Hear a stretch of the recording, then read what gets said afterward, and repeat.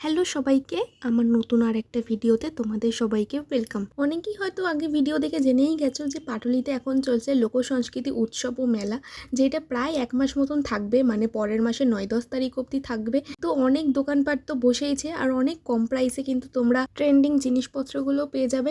কানের দুল স্টার্টিং কিন্তু মাত্র 30-40 টাকা থেকে, আর ক্লিপসও তোমরা কিন্তু 10-20 টাকা থেকেই শুরু হয়ে যাবে। আর এই স্টোরটা কিন্তু 10 টাকা থেকে 30 টাকার মধ্যেই ছিল। ফ্রিজ ম্যাগনেট থেকে শুরু করে কাপ, ঘরের যাবতীয় যা জিনিস থাকে সব কিছুই এখানে বিক্রি হচ্ছিল।